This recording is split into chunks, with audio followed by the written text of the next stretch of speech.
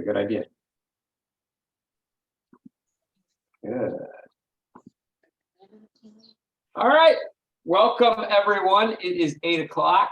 It's a few minutes past because Travis and Bill and Josh like to just keep talking way past the time, even though I tried to interrupt them several times. It's all right. We love them anyway. And the rest of you, nice to see you, Brad. Carly is back. Wonderful to have you. I think she's cutting the grass while she's listening to us, but cool to have you.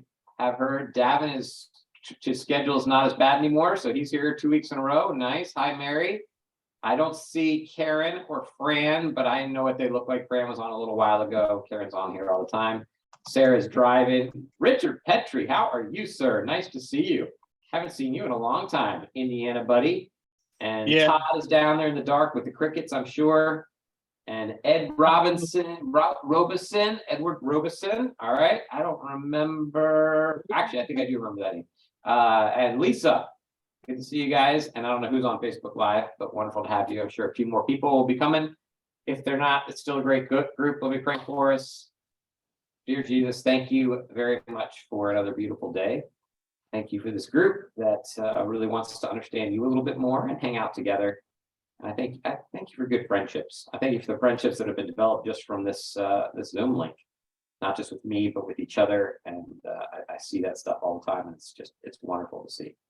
So help us as we talk for the next hour or so to enjoy our conversation, maybe to learn a little bit more about this Bible, about spirits, and about you. In Jesus' name we pray. Amen. Amen. All right. So this summer we've been kind of doing like a Q&R, like questions and responses. And usually the responses last like half or a whole time. You know, someone will ask a very simple question and we'll spend like an hour and 15 minutes talking about it. So it's not a lot of research being done by me. It's more just facilitating and having a good conversation with you guys. And then hopefully in the fall, we're going to do the book of Revelation. That's my at least plan right now.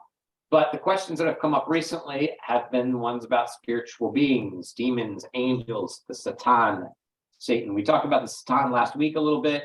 We didn't finish it because I got bored, and then I just wanted to hear what you guys wanted to say. So sometimes I bore myself because it's not really that bad. But we will talk about it a little bit more today, but from a specific passage. So I wanted to jump off of a passage, tell you everything I can think of about that passage, and then kind of open it up and see what you think. And really it's about demons. And our topics for the next couple of weeks are going to be something about Christian nationalism and what does a healthy church look like? So we want to talk about that. So if you want to come back and talk about those, I'd love to hear how you contribute to those things. All right, so let's talk about demons. We're going to get into Mark chapter 5. So if you want to have a Bible nearby in a Bible study, that's awesome. Granted, 90% of the time, we don't need a Bible because we're not really doing Bible studies. We're just talking in general terms. So I'm going to read a couple things, couple of little excerpts from books to get us started, to get you excited. So you ready? This is just sit back. It's story time for a moment. Here's how this chapter begins. Attack. It's got an exclamation point after it, so I read it with the exclamation point. Attack.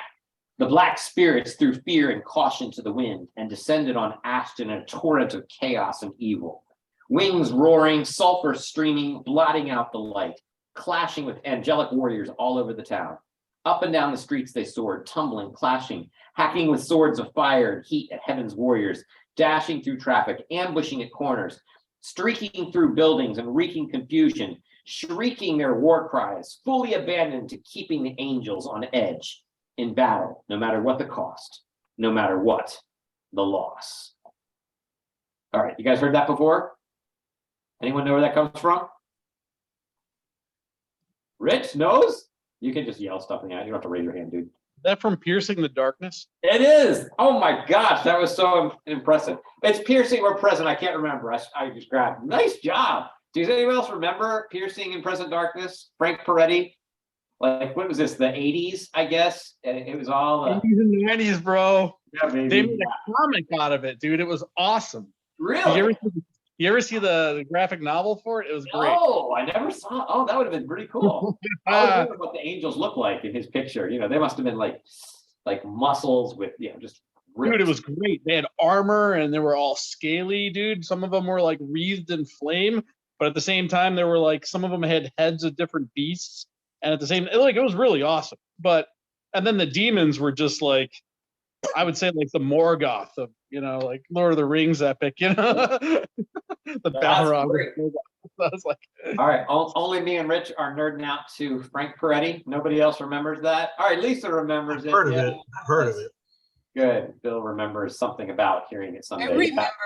I remember it a lot because the descriptions I get from my son and daughter-in-law of the spiritual warfare they've done is very, very much like that. Interesting. Remember the kids? Remember the young adult books too? Say that again? Young adult books. Yeah. Oh, yeah. So YA is yeah. And I don't read a lot of YA, but yes. So this is Peretti. And I used to hear him speak. He'd come to like creation festivals and Fishnet, and I don't remember. Is there anybody in like Maryland, Pennsylvania area that remembers Maryland? Yeah. All right, Bill. We got somebody. Lori remembers that. She put a heart on that. Yeah. All right. So anyway, okay. So this is like, heads spinning around in circles, people levitating off the ground, little girls with unimaginable power, that kind of demonic presence.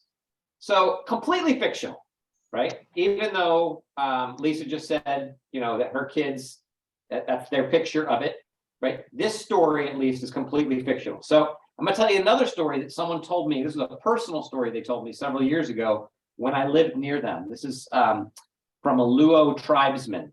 So a Luo is one of the tribes in Kenya. There's a dozen or so different ones. If you've been there, Luo is one of them. They live near Lake Victoria. So there's a small village, he says, on the outskirts of Lake Victoria. The sun is set. Children are making their way to bed.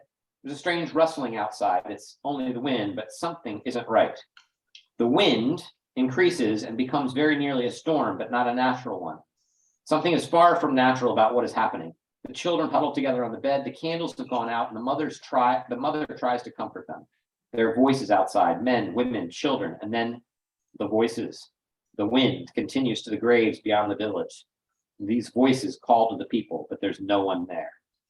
So everyone's hearing these voices. This wind just kind of comes into town, and people can hear this wind has brought in these voices, and everybody in the town or in the village is affirming that this is the kind of thing that's happened. So you got Frank Peretti's maybe ridiculous version of it with armor and weird faces and things like that. And then you got this other thing that sounds, I don't know, equally creepy, but not as comic booky, maybe something that's going on there. But not real. So we say, right, just their imagination. It's a perception that they have. In America, we don't really believe in this stuff. Or if we do, we just kind of like, oh yeah, I believe in it, but it's something that happens somewhere else. Psychoanalytically, you call it schizophrenia. I mean, if you're hearing voices and things like that. Right. And so, yeah, so when I was in seminary, we had to take psychology classes as part of the master's level courses that we're taking, and we had to visit asylums.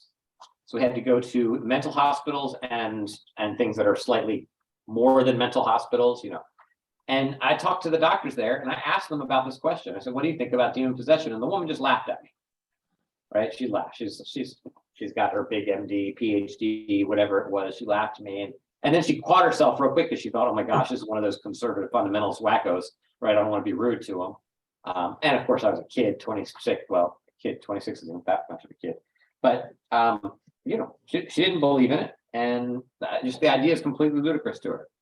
And there are psychologists in the world that are like, they're back and forth on this kind of thing. So Paul Meyer is a Christian psychiatrist. He said, "I can honestly say I've never seen a single case of demon possession. The main thing I've learned about demon possession is how little we really know about it and how little the Bible says about it." Now that is an interesting quote to me. I don't know if it is to you, but how little the Bible really says about it. Now, I went through the Gospels today. I spent a lot of time in Luke because I'm working on a sermon from Luke and looking at how many times Luke, who doesn't talk about miracles, Luke is almost all red letters, right? Lots of teaching, tons, just teach. And even there, it's everywhere. Like there's four different demon possession passages in Luke. And others. And the one we're going to talk about today is in Mark. Like to say that there are none in there that we can learn from. So this is the question that we started last week. Okay, there's this whole theology that's called conflict theology. I have no idea why I'm writing, but I felt bored sitting there. Here, wait, before you go into the review of that, hold on one second. Yeah, go ahead. Rich has had his hand up this whole time. I don't know if he wants to say something or not. He Yeah, I hasn't was- taken it back down. Yeah, I don't know how to do it. How do you Just do it? start You talking. want it? I can put it back Does that down. work? Does that work? Hold on. I'm trying to, hold on. I thought it worked. I couldn't do it. I don't know how it comes off. There it goes. Thank you. I can turn it off. Okay. All right. I just want to make sure. That was it. Thank you. Okay, so I'm reading Mary's and Rich's little notes. My professor said if medication helps it, it's not demonic. Okay, that's very possible. Yep. I think demonic possession is in the DSM-V. I thought it was. He's fact checking himself now. All right. So anyway, all right. So there's this conflict theology idea that is the traditional Christian evangelical way, right? There are demons, there are angels, they fight. There's a conflict between darkness and light and this battle, and we pray and we encourage, like this is Peretti's version of it, right? If we pray hard, just keep praying, the angels get stronger. Right? It's like Popeye's spinach, right? If you pray for them, they get stronger and they attack. If we start to go, you know what? I'm going to watch TV now. Then the angels start to lose to the demons. That kind of conflict theology that's out there. Okay. But there's another way of thinking about all of this. And this is what I want us to be thinking about. That comes in the book, in the Lost World series. This has nothing to do with dinosaurs. But the Lost World series, like the Lost World scripture of the flood, of Adam and Eve, the creation of different ones. But this is called Demons and Spirits. It's by John and Harvey Walton. And they ask the question that Paul Meyer kind of says here. Maybe the Bible doesn't say anything about demon possession at all. Maybe that is just the context that they live in, the culture that they live in, and that's not the point of the text. The point of the text is something else that we need to read each text and try and determine. But it's using something. Like if I were to tell you a story about a dragon, and you all nodded your head as I told you the story about the dragon, but you know this point of the story is not about the dragon because dragons aren't real, right? I assume I'm not going to ask for show of hands because I don't want to embarrass you, but most of us believe that dragons aren't real, at least not anymore. I don't know what you want to think about that, right? They're mythical creatures. So you would but you'd still nod your head. You'd like, tell us a story about the dragon. You get what's going on. I'm making a story in order to get to another point. And it's possible that in the New Testament, the authors are doing something similar. They're not telling you about demons. They're using demons as an illustration in order to get to a larger point. All right, so we have these two different views. Okay, I'm not going to answer this question for you. I'm going to tell you that, as most things, I'm sitting in the middle and struggling with this. And that's why this is a Q&R, a response, not an answer, question and answers. There's no answers from Jace. There's just going to be responses, and we're going to think through it a little bit. But that's kind of the thing I want to leave you with, right? Which is it? Don't we have this negative? Real quick, I have a question. Don't we all have this negative talk? These thoughts that aren't holy. Like what do our thoughts line up with more? The fruits of the spirit or the 7 deadly sins? And I always have this conception that sin or we're all fraught with sin, and that somehow the sin is associated with the reptilian side of our brain, because that's so I feel like demonic possession, we all have this, dualistic, we all are demon possessed in a sense. We all have this inner dialogue. We're all schizophrenic in a sense. Okay, you're saying it's a metaphor for the struggle that we're having, which is where we ended last week. Even Travis was talking about, right, the angel on one shoulder and the demon on the other. We have this back and forth, but no one actually thinks there's a demon on one shoulder and an angel on the other. It's just a metaphor for struggling with, that preternatural version of yourself, that darker version of yourself. The Spider-Man, right? Spider-Man 3, Tobey Maguire, where the costume takes over, right? It's his dark side. It's not really a costume, which is frustrating because Venom was actually. And I would go even further in saying, I would argue that the dark side is a representative of is our reptilian side, our reptilian brain, our fight or flight type of Yeah. animal instinct. But it's in you. Not It's not supernatural. It's natural, is what you're stating, maybe. It's why is it? biological. Well, why is like Blaise Pascal said the heart has its reasons, which reason cannot know. Like the why. I don't want to say it's natural. I mean, or maybe. I mean, I would fight this. I would argue that why we have sin or why is supernatural, but or why. Fair. Good. Yeah. But not personified. Maybe not, like it's not really, or it's personified for the sake of the story. But there's not really a spirit and an angel going back and forth having a battle with swords. That sounds, at least you're suggesting, we're kind of talking about the same thing. So let's keep going, and then we'll keep making up our mind as we go what we think, and you guys can throw stuff in. So more on psychology, psychiatrists. Here's this is Danny Corm and Paul Meyer together. They wrote a book called The Fakers. Danny Corm is a magician. I don't know if you've ever seen him, but 20 or 25 years ago, he went into like all the houses where like Ben Inn and Kenneth Copeland were doing their miracles, and so he wrote this whole book on the fakers. It's like, you know, they're just mind manipulating people. That's what they were doing. And so he grabbed hold of this psychologist, and they did this together. And here's what they say: I've had hundreds of patients who came to see me because they thought they were demon possessed. Scores of them had heard demon voices telling them evil things to do. It was at first surprising to me that all these had dopamine deficiencies in their brain, which were readily correctable with Thorazine or any other major tranquilizer. I discovered that all the, quote, demons I was seeing were allergic to Thorazine, and that in nearly every case, a week or two on Thorazine made the demons go away and brought the patient closer to his real conflicts. These demons were merely auditory hallucinations. To have self-esteem, these patients were unconsciously amplifying their own unwanted thoughts so loud they seemed like real voices.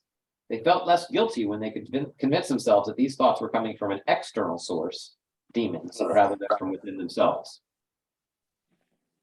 Okay, so this is just more of the same thing that we've been talking about. But Kurt Koch, who also is in all this, he said he spoke before a group of psychiatrists. Two stood up afterwards and stated without any exception, demon possession does not and cannot exist. Two more stood up and said they were convinced because they'd seen 7 cases of it. One had seen 7 cases, one had seen 11 cases that were confirmed, something outside, no medicine helped, right? So how are we supposed to make decisions, right? My guess is what you believe, if you believe in demon possession, it's because you've experienced something that you can't explain, right? Or because you're just trusting the book and reading it in the most historical way possible, right? And then they've got scientists among us, right? More thinking about a different way of thinking, like these are just stories and things like that. And they're going to be going with the more schizophrenia, like Josh started off with. Multiple personalities, something's broken. Walter Martin, you guys know Walter Martin? Another guy from a long time ago who did all those cult books and stuff. Kingdom of the Cults. That's right, Kingdom of the Cults, yeah. Walter Martin said on two separate occasions he saw young girls, both 120 pounds, successfully resist 3 men in one case that he says, and the other with one arm flip a 180-pound man 5 or 6 feet away. Right. If you read, there's books on miracles that talk about demon possession. Like there's tons of, and I've read dozens of books on this subject. That's not true. Yeah, dozens is probably true, plural. Maybe 20 or 24, 25 books on these kinds of things. Whatever I read sounds convincing to me. It's really hard to understand. So we're going to struggle with it together, but we're going to jump off an actual Bible text. So even if we leave not knowing the answer to this, we're going to at least have left with the text. So look at Mark 5. Let's play in the book of Mark. It's my favorite gospel, probably because it's short and to the point. And because I preached through it, so I know it a little better than the other ones. That's probably really all it is. All right, so right there in the beginning, keep in mind the context, right? Jesus has been talking, he's been telling the stories about these parables and things like that. Demon possession is just a couple chapters earlier than that. The section right before this section where he's getting into the demon possession, demon possessed man, is where he calms the storm. Okay, where peace be still, it just silences, right? Like the storm itself, like the water itself was in some way possessed. Okay, so they went across the lake to the region of the Gerasenes. This is verse 1. When Jesus got out of the boat, a man with an evil spirit came from the tombs to meet him. This man lived in the tombs, and no one could bind him anymore, not even with a chain. For he'd often been chained hand and foot, but he tore the chains apart and broke the irons on his feet. No one was strong enough to subdue him. Night and day among the tombs and the hills, he would cry out and cut himself with stones. When he saw Jesus from a distance, he ran and fell on his knees in front of him. He shouted at the top of his voice, "What do you want with me? Jesus, Son of the Most High God, swear to God that you won't torture me." For Jesus had said to him, "Come out of this man, you evil spirit." Then Jesus asked him, "What is your name?" "My name," even if you've never read the Bible before, you know the name of this demon, right? "My name is Legion," he replied, "for we are many." And he begged Jesus again and again not to send them out of the area. A large herd of pigs was feeding on the nearby hillside. The demons begged Jesus, "Send us among the pigs. Allow us to go into them." He gave them permission, and the evil spirits came out and went into the pigs. The herd, about 2,000 in number, rushed down the steep bank into the lake and were drowned.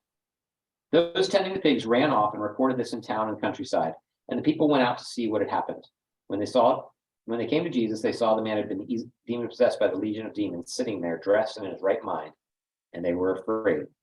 Those who had seen it told the people what had happened to the demon-possessed man and told about pigs as well. Then the people began to plead with Jesus to leave the region. And Jesus got into the boat. The man who had been demon-possessed begged to go with them. Jesus didn't let him, but said, "Go home to your family and tell them how much the Lord has done for you and how he has mercy on you." So the man went away and began to tell in the Decapolis how much Jesus had done for him. And all the people were amazed.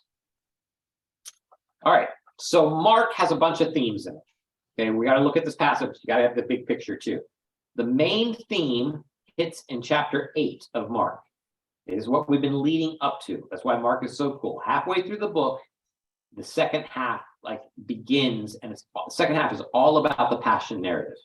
We call the passion narrative, Jesus' walk to the cross, the Via Dolorosa, his torturing, his crucifixion, resurrection, all that stuff. 8 chapters of that, pretty much. All the stuff before that is getting ready for that. Chapter 8 is that question: who is this Jesus? You remember that? Peter answers in different ways. And finally, you're the Christ, the Son of the living God, right? So that's chapter 8. That's where everything pivots point. But even before that, that's the constant question. That's the theme throughout this. Who is this man? They're trying to answer this constantly. When his parents, when Mary and brothers and sisters come and try to understand, when is he the master of Beelzebub? Who is this man that even the winds and the waves obey him, right? This constant theme over and over again. Who is this guy? Because this doesn't make sense. And we find out many things. He's, what did I list here? I said he's a healer, he's an exorcist, he's a cleaner, he's a forgiver, he's a storyteller, he's the Lord of the Sabbath, he's a prayer, and so many more. And at the end, this text says, and all the people were amazed. You're going to see that over and over again in the book of Mark. It's going to use different words: amazed, astonished, and always because he's speaking with some kind of authority, or he does something that shows his power, his authority. Right? So they're always amazed. That's what's happening there. So let's see here. The other synoptic gospels all talk about this, but Mark, who is the shortest synoptic gospel — synoptic means one of the 3, right? Matthew, Mark, and Luke. They're called the synoptics. Synoptics means same. So they all have the same source material. They're all coming from the same place. John is different, completely in a league of his own. So the synoptic gospels, all 3 of them, have this story, but Mark's is way longer, which is interesting because Mark is the shortest one of all of them, the gospel. So it's a super short book, but this passage is elongated or telescoped in an incredible way. So he gives us all the details. So here's what we know about this text. Here's what we know about the story. There is an incredibly great power out there, right? I think Mark's trying to get that across. He wants us to know who this great power is. So here they come, right? Jesus comes across the water. He's in his boat. He gets out of the boat, and we meet this guy. Now, he's in what area? You looking at your Bible, some of you? Where's he at? Gadarenes. That's right. Gerasenes? Yeah. That's it. So he's in the Gerasenes, which is not Jewish territory. Samaria. Yeah. Which is why he says to the his own people, do not go and tell others about what happened. At the end of this one, he says, Sumerians. go and tell. You are jumping ahead. Nice job, Josh. Oh, I'm Absolutely. sorry, dude. I do not want to do that with you. I'm so sorry. No, it's just, I mean, you're just reading the whole thing. This is great. Yeah. You're seeing the big picture of this, right? This is very important. Starts off by telling you he's among the Gentiles, and it ends, what Josh is saying, it ends by saying, go and tell everybody about me. And you know that's not what Jesus ever does, right? So especially in Mark, what we call this the messianic secret. Keep it a secret, everybody. Don't tell anybody about the Messiah. But he can do it in the Gentile world because they don't have any preconceptions about what the Messiah is. In the Hebrew world, and among the Jews, they all think the Messiah is going to come and conquer, all the Gentiles and Israel, woo-hoo, make Israel great again, right? That's the world that they're living in. And he doesn't want them to go out there and do that. So, but here he's going to let this guy do it. All right. So we know he's in this Gentile place because we're talking about swine dealers, right? There's pigs there. You don't have pigs in Jewish places. And the Decapolis is a Greek word. So like all the things that take place in this text tell you for sure he's in Gentile country. Okay. Which isn't normal for Mark. Very normal for Luke. And Luke, this is very important too. Luke wants everybody, he cares about the marginalized, right? The not so important people. Okay, but that's not Mark's main message. That's not his main thing. So here he is. Isn't that interesting that it kind of goes with John as well? Doesn't John have the woman at the well in it, where she's in it's a different area entirely. It's not Judea. So that's right. Yeah. So I'm just trying to think like it is so it's not like this is a rare occurrence. Jesus does go out of the boundaries a bit and does interact with the cultures, but his message is kind of first to the Jews. So it's kind of this weird idea that That's great. My point was not that whether it's unusual or usual for Jesus to do it, but whether it's unusual or usual for the author of the book to tell us what Jesus did. Okay. So Mark doesn't usually talk about that kind of stuff, whereas Luke is very prevalent to talk about that because he has a different audience, right? So, I mean, Jesus did thousands and thousands. John even says that, right? If we told you everything Jesus did, we need thousands of books to do this kind of thing. So they pick and they choose for their particular context. So it's interesting that Mark's context, and I don't know what to do with all this stuff, just drawing your attention to some things, hermeneutical things, that Mark wants you to know that this is a Gentile place. And he has power over the Gentile problems as the other, like he's demonstrating it's not just the Jewish order and these are not his people working with him. Like these are not people who are associating with Jesus at all. And he still has power over some of the spiritual issues that are going on there. Maybe that's the essence of what he's going to.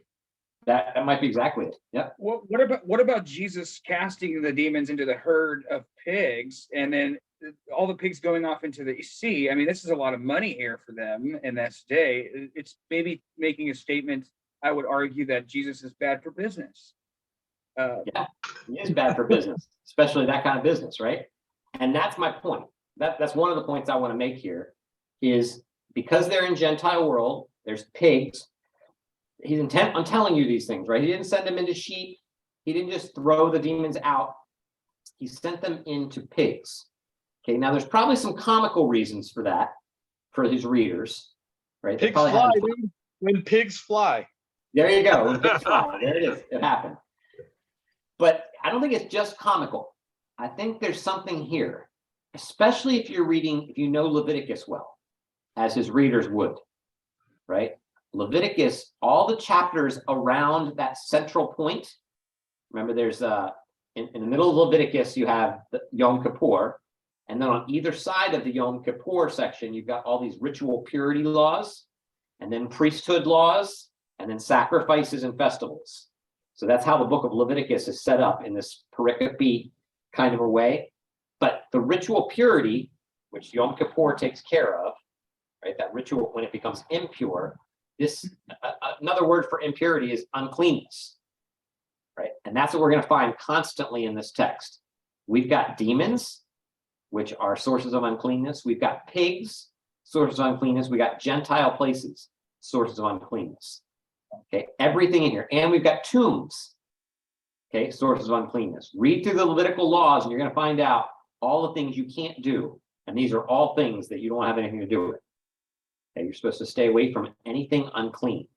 And here we got all unclean. So I think Mark is playing with this theme. You be the judge, of course, but Jason, may I make a comment? I was questioning. So why is it Leviticus and other books are designed like that? Is that because of the scroll material, that the center of it is the Yom Kippur, and then as you roll the scroll out, it goes into the laws, and then as you roll a scroll the other way?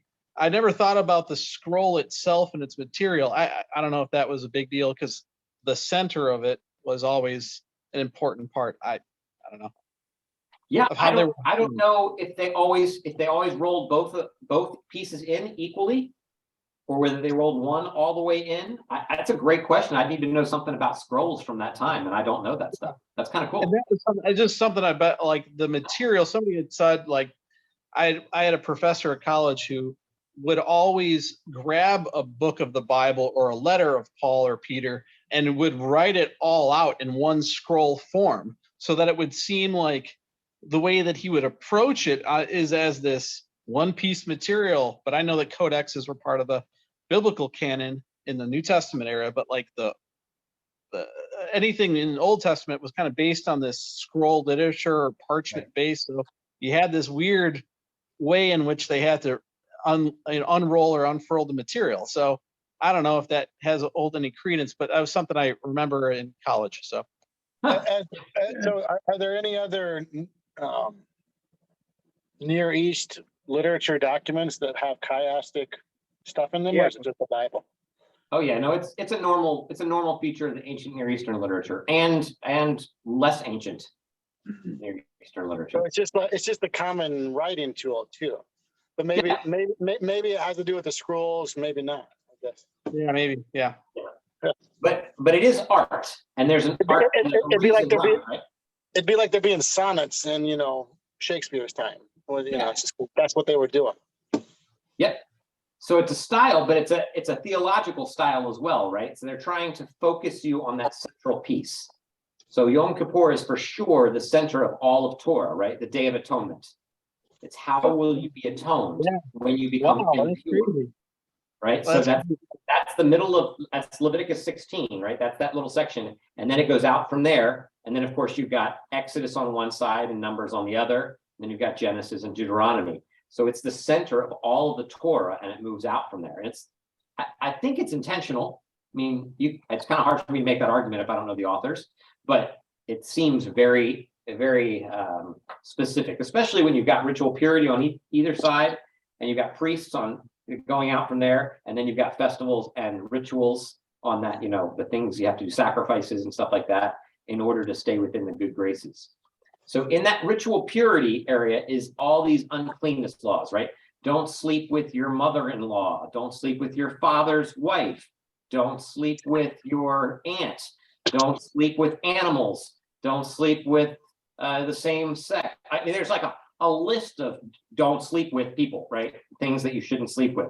And then there's a list of don't touch all these dead things. And then if you have a baby or something like that, then you're unclean. Well, a son, you're unclean for like 40 days. If you have a daughter, you're unclean for like 70 days. Like it's way worse. Don't have women, right? Don't have little girls. Like all these things. There's nothing wrong with doing any of those things. Touching a dead body is normal. You're going to bury your dad. It's a normal thing, but you're impure, right? So there's a moment of impurity that's going on there, and you have to wait until a certain amount of time or do a certain amount of rituals, and in order to get close to God again. All right, so this is the key, right? Leviticus is all about holiness, getting close to God. And this is what God says. I want you to get close to me. I'm coming into your camp. In order for me to get into your camp, here's some things that you need to do in order to, so I like this a gift to you. Because these things, these taboos, we don't know why all the taboos happen. They probably have to do with life and death and stuff like that. The different, we won't get into all the reasons, right? but each of the animals that you can't eat probably has to do with more closer to the earth and the common and things like that. And the goal is to be holier, to be away from that kind of thinking. So he's bringing all this together. Okay, so that's the uncleanness principle that we're going to see in this text. Very important.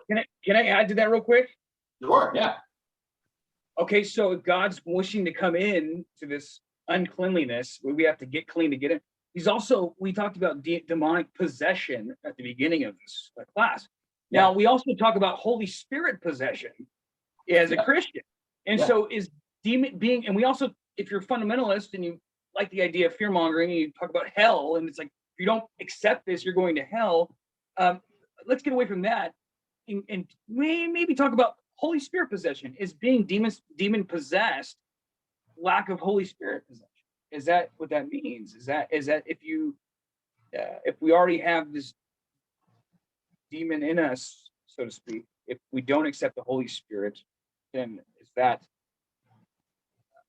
demonic possession? Yeah, then we're anti-Spirit of Christ, right? Because we've been possessed or animated by a dark spirit, an unclean spirit, something that is out to distort and destroy. And that was what Peretti was so visual on. He just tried to play on that visual so crazy. And I think that's kind of what's playing here. So wait, say that again. I missed that. That's what Peretti was always kind of focused on, Gotcha. how the people inhabit these spiritual, possessional encounters. Like that's kind of coaxing them in these weird directions. And and Peretti had that imagery all the time on all his novels that are pretty fictionalized. But of course, it's kind of what you're getting here. He's playing on that. Yeah. I mean, he's reading these texts at face value, right? This is kind of what it looks like. I mean, if we're just reading this historically, what we've got is these unclean spirits who are incredibly powerful, right? He's breaking chains. Okay. I don't care how small the chain is. I'm still not going to be able to break it. Right? It's a chain. It's made out of metal. I'm not breaking. I can't break a shoestring probably, right? Like these are overpowered, amazing preternatural mans breaking iron, roaming through the tombs all night, screaming, howling, cutting himself with rocks. So he's been possessed by some dark force. The Talmud, you guys know the Talmud? Talmud is the it's the oral law, but it's not oral anymore because it's been codified, right? So it's been written down. But it was the oral law, and it stands next to the Torah. So you have the Torah that's written law, and you got the Talmud, which is the rest of that. So it's the Mishnah plus the Gemara together is the Talmud. It's the Jewish source book that goes along with Torah to help explain it. So they call it the code book, right, Jace? The what? Do they call it code book? I haven't heard it called that, but maybe. Okay, I wasn't sure. I'm not good at modern day Judaism though, so perhaps that is it. So so they talk about 4 characteristics of madness, which I find interesting, right? This is Talmud, oral law. So this is 1,500 years ago that this stuff's coming out. Is that right? Yeah, I think that's right. So they talk about madness. We're talking about demon possession. They're talking about madness. And they say 4 characteristics of madness are walking abroad at night, spending the night on a grave, tearing one's clothes, and destroying what one was given. So here this man is, he's done all 4 of these things. So they're saying this is someone who's insane. Okay, but it might be that the Talmud's connecting insanity with demon possession. Okay, all right. So now we've got this chthonic deity, right? Or chthonian or chthonic. These are just means the word death. We haven't talked about that before, right?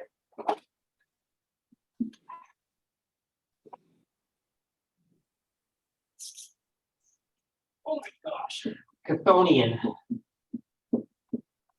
or chthonic. 2 ways of saying the same thing, right? When you're dealing with another language, you can do that kind of thing. So you'll hear people talk about like the Davidide monarchy or the Davidic monarchy. Just 2 ways of saying the same thing, right? Davidide or Davidic. So the Chthonian or chthonic both mean death deities.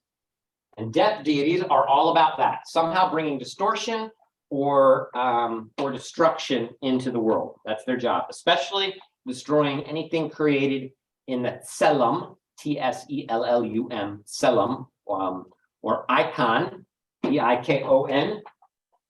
So in Greek, it's icon. In Hebrew, it's Tselum. Both mean image. Anything created in the image of God, they like to mess with. Like the behemoth or the Leviathan, are they considered these death deities? Yeah, they would be connected to Chthonian beings. So yeah, for sure. They're chaos monsters. Yeah. So Behemoth, Rahav, Lotan or Leviathan, Rephesh, different ones in the Old Testament. Yep. So, and it might be that this demon-possessed man is cutting himself just because it's messing with the image of God, but it also might be an act of worship. Remember that certain ones, some people that worshipped in the Old Testament, you'd see them cutting themselves. It was to draw attention, draw the attention of the gods. It was a way of calling them. Yeah, there's all kinds of weird things going because the gods who created them, some of them bled themselves and created people. So there's all that kind of connection, life and death connection going on there. So we don't know why he's doing it. We don't know why this is happening, but that's the story there. So that's what first thing we saw. I've got this under the category of these demons are pretty great powers, right? Whatever they are, they're great powers. Now I've got this next section here, which just reminds you that there's a greater power, right? So now we've got the attack. So think Frank Peretti stuff going on now. We're about to see this real battle taking place between two powers. And I don't want you to think of Jesus as just like, what, this is like nothing, right? This is a real battle. But I don't also want you to think of it as some kind of equal battle. Okay, as if Satan and God are some kind of like opposing force that God is like, oh, I'm losing. Although the literature sometimes makes it seem that way, right? That there's give and take. There's a battle going back and forth. He parries, he feints, he goes back, they're going back and forth. So it's not a battle between equals, but I can just imagine what it is. Just imagine as he gets off the boat and the demoniac is running towards him. Okay, I don't know what I got a radio on in the background. I think it's your echo. I don't know.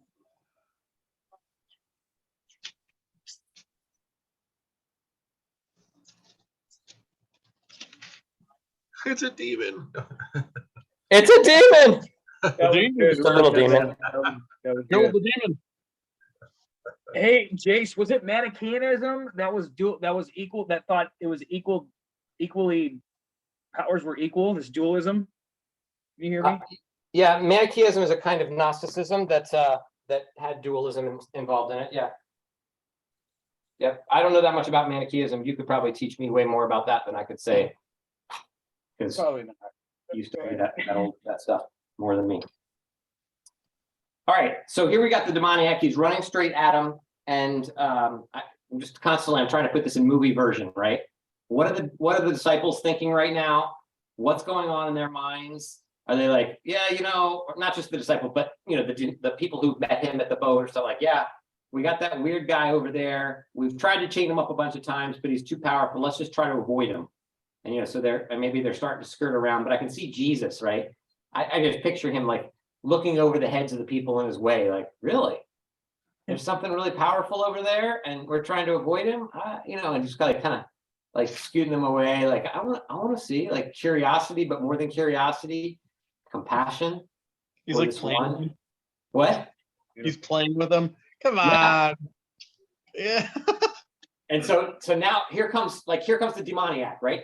He's sprinting towards him. I could see the disciples like we're ready. We'll take him out, whatever it is, or all the people around him. I don't know what I'm making this up, right? This is my movie adult brain. Okay, he's heading for them, and then Jesus speaks, right? The first thing he says, even though it shows that the demoniac spoke first, in verse 8, it actually tells you that he'd already said the words before that. And so what are his words there? Mark chapter 5, I think it's verse 8. Come out of him. Yeah, there you go. Come out of the man, you evil spirit. So he's calling him out. And this stops him in his tracks. right? He drops to his knees. He's not done, but he's no longer running out. He's down on the ground and he's crying out to this Jesus, this guy here. So defiance is still there. There's still going to be a battle, or at least he thinks there, and he's asking, what do you want with me? Why are you here? Are you going to throw me out early? Don't torture me. It's not my time to be tortured. He calls him Jesus, like he names him, which is interesting. I don't know that he introduced himself. There probably wasn't a shaking of hands, but he knows he's Jesus, and he knows he's the Son of the Most High, right? Son of El Elyon, which is a god of the Old Testament that is a mountain god. So it's Yahweh, just in another term, right? Telling how powerful he is. He knows how powerful he is. He knows that he's about to attack him. So it seems like this demon, this spirit, has more knowledge about who Jesus is than the other people in the book of Mark have, which is always fascinating to me, right? Because it's only been a few verses since you heard from the disciples when Jesus stood up in the boat and said, "Peace be still." Actually, he didn't say "peace be still." He yelled it out. "Peace be still." It's hard. It's a rebuke. Yes. And they silenced. Lisa, yeah.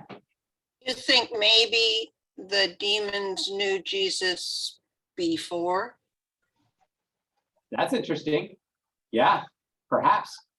Although I don't know what they wouldn't have known his face or anything, but maybe they felt it, like dogs know something, or there was a feeling of who he was. Eternally existent, right? Yeah.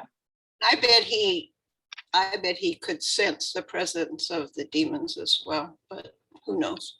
Yeah. That's my picture in my head. Yeah, that's right. And we're just playing, right? And it's good. This is what interpreters have done for centuries. They've filled in the gaps. They've put in their own little things that help them. We're not gonna call it authoritative. We're just gonna say we're playful with the text and let this text speak to us and not take too much from it, but a little bit. So yeah, maybe they know Jesus. I don't know how they'd know his name, Jesus, because his name wasn't Jesus until just like 30 years ago before that, but it doesn't matter. They seem to know something about Jesus that even the people, even his own disciples who are spending every day with him, don't know, right? When he silenced that storm, the next line is, "Who is this man?" Remember I said that was the main theme here. Who is this man? The demons know very well who this man is. It's Jesus, right? They got it. I can imagine the disciples are like, "Oh, how did you know?" Right? Also in chapter 8, when you mentioned Peter, he says, "Who do you say that I am?" And Peter says, "You are the Christ." Right after that, he says, "Get behind me, Satan." Like after Peter tries to rebuke him or whatever. Yeah. Like not from that phrase, but from another phrase. From another. I just find that interesting. It's like after this dynamic moment, this climax, it's like calls him Satan. He's like, "Oh yeah." So it just shows you that even though Peter's sorry. Go ahead. No, Satan, the Satan, you opposer, you're opposing what I'm doing. You're opposing the very essence of what God's doing. So it's not like you're that one guy who we all been talking about. No, it's like you're of that spirit, that unclean opposition against God's will. Right, and you see the spirit both of the living. You can feel, or you see the dualism or the fight within Peter right there. You have Peter who recognizes that Jesus is the Christ, therefore, and is in the same person. He goes, "Get behind me." Yeah, so it's like you see the fight there. I guess the shoulder, the Satan, and you can see the inner struggle. Right. Yeah. No one says Jesus is the Son of God except by the power of the Spirit, Paul says later, right? And yet, so Peter says this, "You are the Christ, the Son of the living God." And then seconds later, he's calling him Satan. So you have this possession battle going on in chapter 8. Like, is he possessed by the Holy Spirit? Is he possessed by Satan? And you're not supposed to think he's literally, like what Rich said is, I could not have said it any better than what he just said, right? It's not you are possessed by Satan or you become Satan, but that you're opposing, like that's the job of the Satan, right? Is to oppose God's will for us and let you choose the apple, the kiwi, whatever, on your own, to choose your own path. And Peter was choosing his own path, the easier path to the kingdom, instead of Jesus knowing he has to take the path of suffering. So again, trying to mess up the true image of God, right? So you're connecting chapter 5 and chapter 8 right now. This is beautiful. Nice job, Josh and Rich, right? That's exactly what's happening, I think. Mark is brilliant. Mary, do you have a question? Yeah, I was wondering what if, Jesus says, come out of this man, you impure spirit. And maybe it wasn't instantaneous, and maybe Jesus was talking to the man and not the spirit. Go back to Peter, same thing. You're the son of the living God. Yes. And then out of the other side of his mouth, he's got his own idea about, I'll stand up for you. You don't really know to go to the cross. And maybe Jesus is saying, shut up, Satan. And then he talks to Peter separately. Okay, so maybe he can see things we can't see. Okay, so maybe you're trying to go with more the conflict narrative, that there really is some kind of demon or possession going on there. And it's possible. Oh, she's not. I don't see the text that way, but I can certainly see why you see it that way. It makes sense to me. And it might be. And when I get around to the end of my conclusions are going to be equally in your camp as they are in mine. Like I'm going to say, even though I think this, I'm still not ready to get rid of that supernatural presence, like a real possession narrative's going on. So that's where I'm going to end up. But let's keep going though, because I thought this was super cool the way Rich and Josh brought that chapter 8 together there. But I wasn't going to go there, but I seen it. So that's really good. You guys nailed it. This is what happens when you're in community, right? You can start making little connections and places that you hadn't even gone totally before. So, all right. So he says his name right now. They get this name battle, right? Because he told us his name. He says Jesus. And now he says, what's your name? He says, I'm Legion, right? For I'm many. And it's not he's not necessarily saying that there are 6,000 men and 120 charioteers and technical assistants, which is what a legion is, right? 6,000 foot soldiers. He's not saying all that. He's just saying, oh, there's a bunch of us. Like we are more powerful than you can imagine. You are majorly outnumbered there, Son of God. Even as he's saying it though, you get the impression he knows that that's not really true. That's why he's on his knees in front of this guy and saying, don't throw us out, holy, Son of God, right? Like you have the power to do this, but it's like even as he's being oppressed, he's still like defiant. I could beat you up. You're like, it's the story, Monty Python and the Holy Grail, like, I've cut off all the pieces and you're just kind of laying on the ground. Like, come back, I'll bite your kneecaps off. You're like, I don't know what, it's that. It's just a flesh wound. It's a flesh wound. Yes. You've ever seen that movie, The Army of Darkness? There's that one part where Bruce Campbell's crawling up a ladder and a cut in half skeleton's grabbing his ankle. I'll cut your gizzard out. Like he's already dead and crushed. Like trying to hold on to anything left. And there's like a hand. It's just a hand. Just a hand. Yeah. I haven't seen that. That's great. It's exactly it. All right, so here it is. And so he says, don't throw me out, it's not my time. And Jesus agrees. Now, Jesus isn't losing, Jesus isn't compromising. Jesus agrees this is not the eschatological end, right? The demons will be done away with at some point, but now is not the time. Right now, we're gonna throw them into something else. They're not gonna go into Sheol or Hades or the lake of fire or any version of the abyss, right? This bottomless pit, all that stuff is kind of coming. It's starting, but he's gonna let these guys go. Kinda. Right? Not really. We don't really know what happens to them when the pigs go in there and they drown, right? Do demons drown? Like what happens? Or maybe it's like Denzel Washington's Fallen. They just keep moving from creature to creature. Okay, you need to watch more movies. Yep. I've had you until Denzel Washington, right? I saw it. Nice job, Bill. Okay, but Jesus is in the midst of binding the strong man. Okay, this is what the Gospels will call this. He is starting this now. That's not something that we're waiting for him to do. He is beginning to bind the strong man. So he will look, right, in the Gospels, he will look up and he'll say, I see Satan falling from heaven. That's not a picture of something that happened thousands of years ago before the beginning of the earth. That's what's happening because of Jesus's ministry. As he's binding demons, as he's conquering darkness, the strong man is being bound or falling from heaven. So that's what he's in the process of doing. So I took this little quote from Herman Ritterboss. I don't know if you know him, but if you ever go to seminary, you have to read The Coming in the Kingdom. It's just a fantastic and really dense book. So I'm only going to read you one little text here. It says, Jesus is not conceding to the demons or negotiating. It is also not the demons' undoing. It's simply the provisional self-maintenance of the demons. For their purpose and work is the destruction of God's creation. Jesus' compliance with their request is due to the fact, we think, that also in Jesus' opinion, the time of the torment of the demons has indeed not yet come. For by allowing them to enter into the swine, Jesus again gives them liberty, though only in such a place as he points out to them, to continue their destructive work. It doesn't end Satan's power, but it guarantees that it will end. It is currently only a sign. Okay, so this is a picture. It's a sign of what is happening, what's going to happen, but is not fully happening yet. It's already happening, but not yet happening. You'll hear that a lot among the Reformed people, right? Already, but not yet. So Jesus sends these guys into the pigs. 2,000 pigs meet their doom. Remember, pigs, very unclean. You can't eat them. You can't have anything to do with them. They shouldn't even be in the land. And now they're being conquered, right? Keep this in mind. Unclean spirit goes into unclean pigs, runs over a cliff. Pigs are flying, yes, and into the sea, Yam, okay, which is the chaos, the monster of chaos. So we've got all these chaotic beings being thrown into the chaotic being, and the chaotic being is eating the other chaotic beings.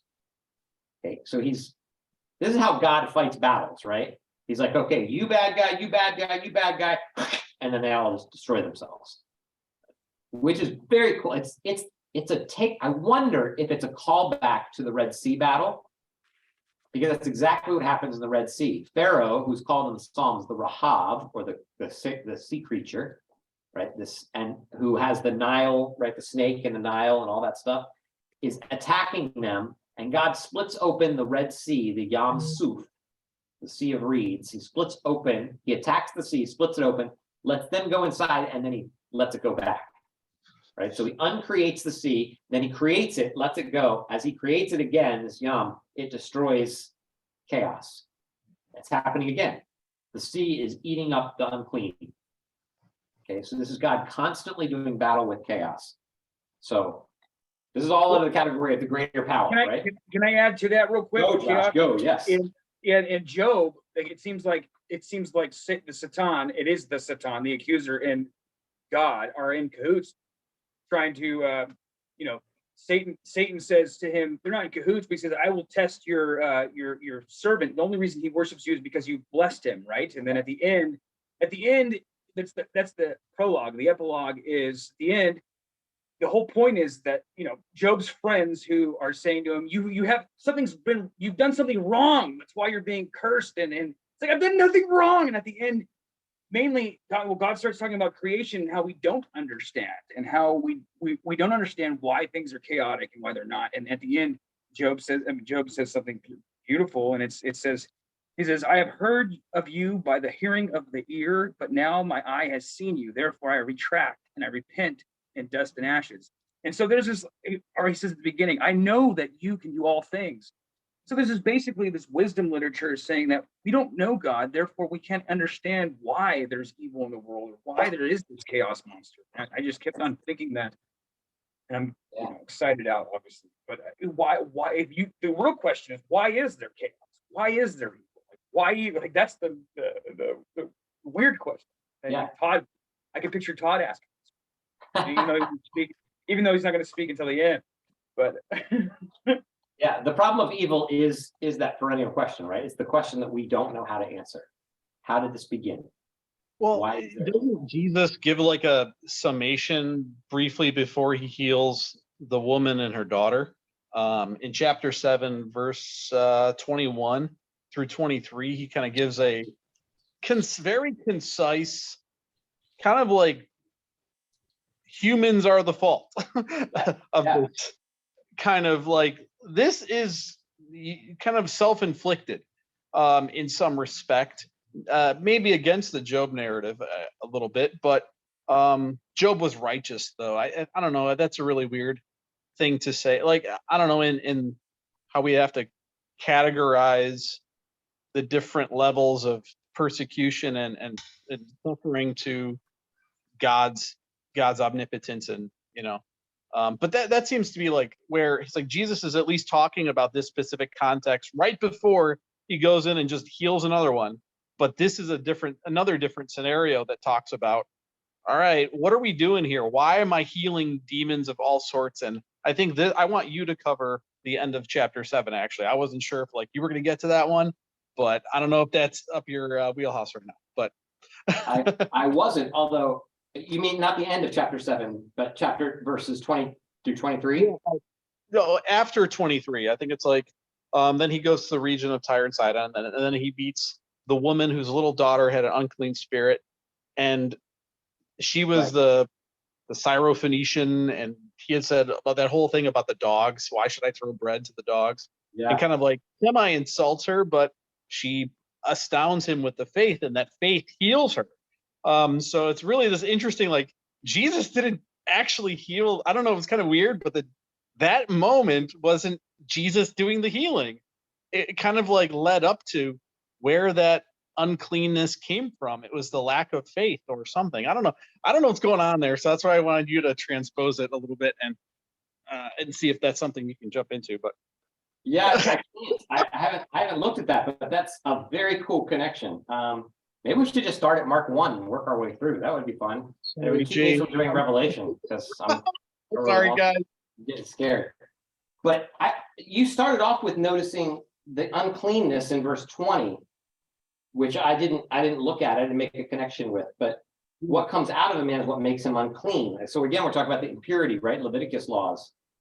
And then from within, out of a man's heart come evil thoughts, sexual immorality, theft, murder, adultery, greed, malice, deceit, lewdness, etc. All the evils from inside and make a man unclean. They come from inside and make a man unclean. So again, we got this uncleanness conversation. And that's all of chapter 7. It's all about this cleanness, uncleanness, moving from Jesus walking on the water, so walking on the chaos monster, right, to conquering this purity question, to the Syrophoenician woman, like you said, and the dogs, and her being demon possessed, and him making her clean. I wonder if the word there. See, I don't know. We're just speculating right now because I didn't do any work on this. But I wonder if it's the word evil spirit or unclean spirit in verse 25. Yeah, he gets into it where she's begging him for the healing. Right. And he's like, well, then he kind of gives this weird thing about, and he said to her, let the children be fed first, for it is not right to take the children's bread and throw it to the dogs. Right. So he's kind of calling her a dog. Right. But she answered, yes, Lord. Yet even the dogs under the table herself eat the children's crumbs. And then for that very statement, he says in verse 29, the demon has left your daughter. Like he didn't do the healing, but it was her faith in him to do it. Like it was so like I find this whole thing kind of weird. So I wasn't sure what's going on there that creates that conversation. Did Jesus heal her daughter? Or did her faith heal the daughter? I wasn't sure how that's. Or is this Rich speaking? I can't see you. I'm on my cell phone. Yes. Rich, what? This is Joshua. Hey, what if it's a foretaste of what we're going to be able to do through the Spirit, the gift of healing? It's an awesome foreshadow. But it's like it happens to her first instead of the apostles who get the Spirit, put on them at Pentecost. It's like interesting. Yeah, that's interesting. Interesting that you see that. Her own faith heal her. And I love how a lot of people said, well, Jesus just called her a dog. No, Jesus proved that she, through faith, had the power over evil by her faith. And that was something, it was faith in him. And he was like, look, normally I'd go after, feeding the children of Israel first. And that's kind of how this kind of worked out. But your faith healed you away from that. I was like, wow, this is I always get like this whole thing, it kind of gets wrapped up in a lot of conversations, but I'm just like, I don't think that's what's going on here. I think she sees something deeper in Jesus, and I think that's what happens. And so the apostles barely capture it. And to digress and go off back to Job, Job was kind of a confusing point, a point of contention for me at least. And it's like, well, the suffering righteousness, the suffering righteous man, and it's like that's a foretaste. Like, it looks like Jesus. Like, wait, and what are we supposed to do? We're supposed to. I mean, I don't know. I'm confused with Job. Job is a wisdom, a book based on wisdom. And to go back to the simplicity of what I was trying to get at the beginning of this class was that the demonic and the holy is within. We're all capable of all these of both. And my outlook would be the demonic would be the lack of holiness. That's what that is. But I really like what you just pointed out in Mark 7, Rich. But Yeah, thank you. I don't know if that was part of Jace's entire study, and I don't know if we're still getting to Revelation and more of this battle stuff. It looks kind of cool. So I'm gonna let you lead, man. We're in some tangents, and yeah, mainly because you guys kept talking. We're definitely not getting to any of that stuff tonight. But this is why I want this kind of stuff, though. Like, because this is where I start learning too. Yeah, they put in the chat ADHD gospel at the start of this, so I forget where that came from. So yeah, that sounds like us. Yeah, I really want to spend like some 5 time. minutes, boss. Yeah, I know. Yeah, I want to spend time in chapter 7. I want to note that I want to find out if that evil spirit is actually the word unclean spirit there. First of all, she also fell at his feet, just as the demon-possessed person did. She was also a Greek born in Syrophoenicia, and she was begging to drive the demon out of her daughter. It's like, it's the same language over again. So I am wondering if there's like an intentional uncleanness being made clean thing going on here, which isn't what Rich was emphasizing. He's got more stuff, but I don't know about that stuff. So I'm noticing the stuff that I'm noticing now. I'll let you notice what you notice, but this is, I do think that this is meant to be a miracle story, though. I'm not sure that it's just a faith story. Although Mark does talk about, your faith has made you, has healed you. So, but I think it's your faith has healed you, has made it possible for me to heal you. And that's a whole other thing. Like, does God need our faith in order for us to heal and to heal? And I don't think that's exactly the way it works, but sometimes it sure seems like it. All right, so I got 5 minutes. So we're not going to finish this, but let me see if I can finish the exegesis, and then we'll kind of get into maybe application next time with this, and we'll see where else you guys want to go. And of course, if Rich and Josh come back, we'll go who knows where, like lots of cool places probably from this text. So I noticed that there's a power. The demons have the power, right? That there's a greater power, and then I just wanted to bring up the mercy of this greater power, and I won't emphasize that a lot, but again, there's all this uncleanness talk, and Jesus is going to reach through the uncleanness and deal with it. So he sees, again, in my movie Adult Brain, he sees above the shoulders, above the heads of these people, this man who is in need.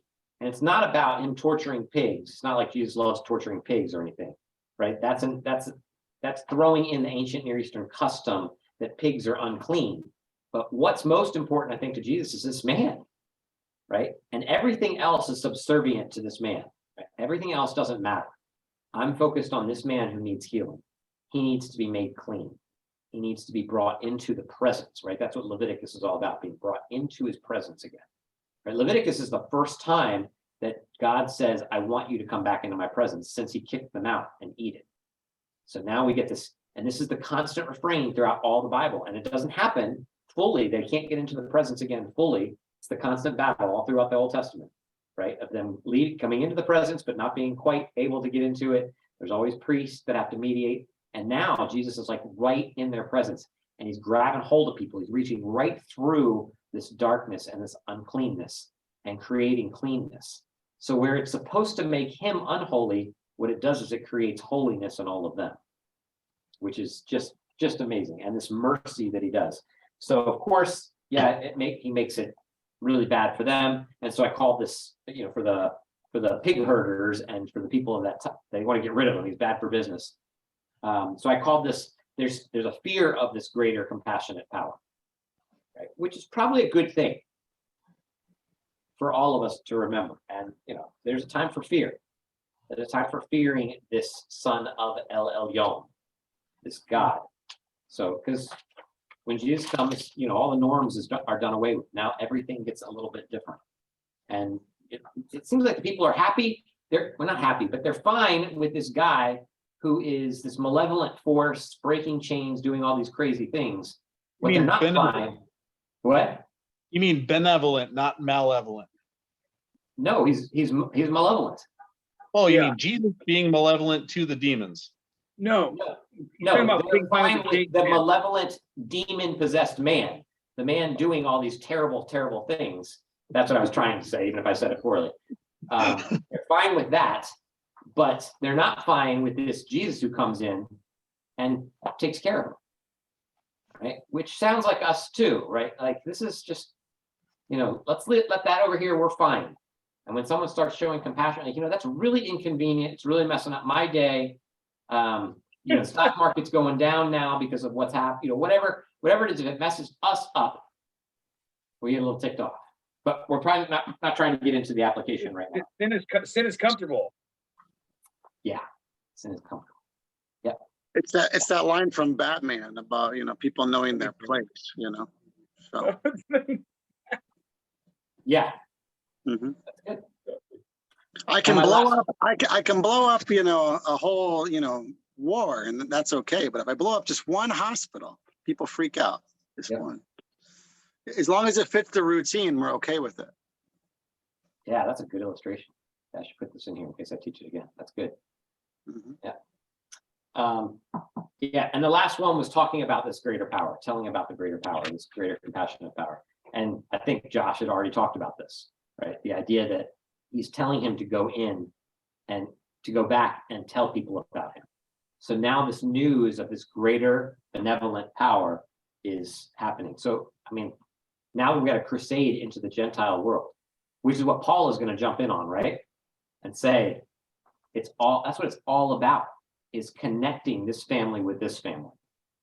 So Mark early on is saying, here's little hints of Jesus connecting the families, bringing Israel and the Gentiles back together. And everyone, of course, is always fearful, amazed, astonished, marvels, something like that with what Jesus did. And I think we can be honest, it really should never be anything less, right? When we're met with the power of Jesus, whether these demons are true, malevolent beings, spiritual entities that are fighting against other spiritual entities, or whether it's the dark recesses of our mind and heart, right? When Jesus comes, there should be fear from the darkness. Darkness runs. And I think that's probably a cool way to end this. And I've got a whole bunch of things like, what does the story teach us? And then the question that we wanted to come with is, so is this real or not? But we're out of time now. So we're not going to do that. And we're not going to continue it into the next 20 minutes. Then we won't have anything to talk about. As you know, we have like an after party afterwards. So we'd love to have you for that as well. But that's not the topic, because we're going to get into that next week some more. And then we'll answer the other things that you guys have had. So put on the Facebook site if you've got other questions and stuff that you want to talk about, or if you have a text you'd really like to deal with. I'm not guaranteeing I'm going to do it, but it might be fun. We could try it. So, all right, that's it. There's a decent chance because we're running out of topics. So, send your messages. That's right. We've only got 6 weeks left and only a couple topics left. So we need to up the topics. Right? I keep upping the topics. No, never mind.